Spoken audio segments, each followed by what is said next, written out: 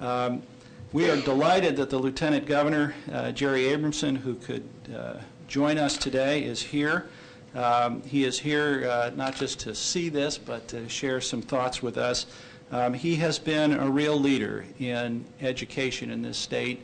For those of you that don't know, during his service as mayor in Louisville, he instigated the creation of what is now a remarkable program, bringing together government, business, K-12, and higher education leaders around the notion of increasing educational attainment in the greater metropolitan area, called 55,000 Degrees.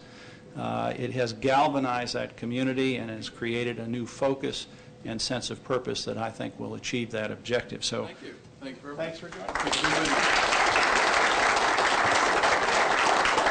Thank you very much. You know, I am not here to give you the specifics of how it's going to work because the technology and all will be explained.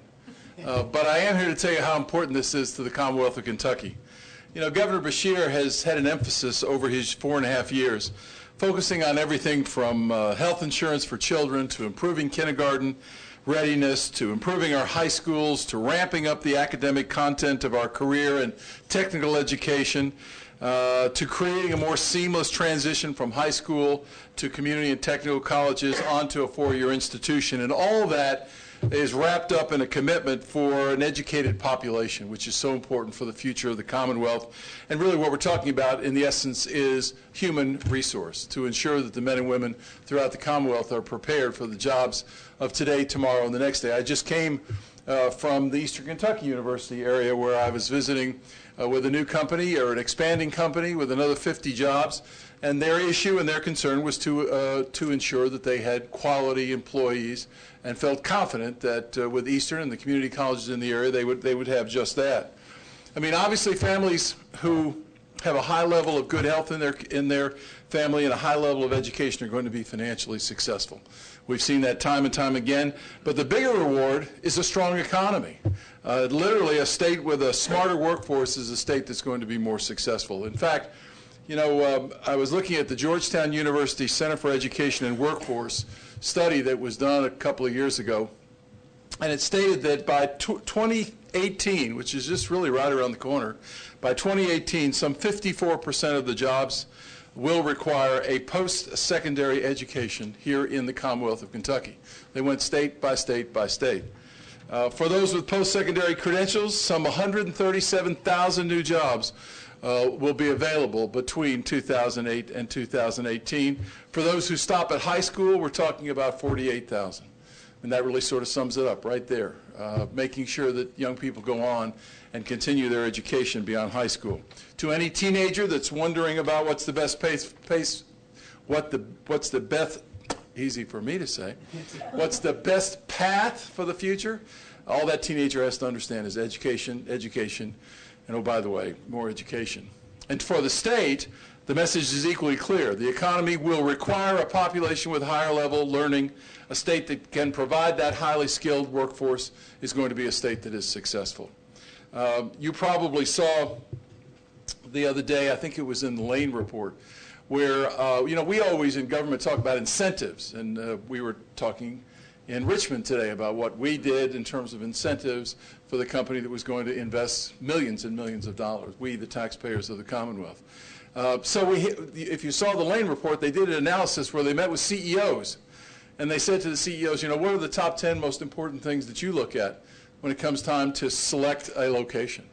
And you were thinking incentives, but that actually just barely made number 10 on the list. The number 1, the number 2, the number 3, all focused on labor. Skilled, productive, educated workforce. People that are ready to go to work, ready to keep the companies competitive the day they open the door, and 5 and 10 and 15 years later. So when the factors were weighted out, that were weighted as part of a final decision, the availability of quality labor ranked as the most important factor.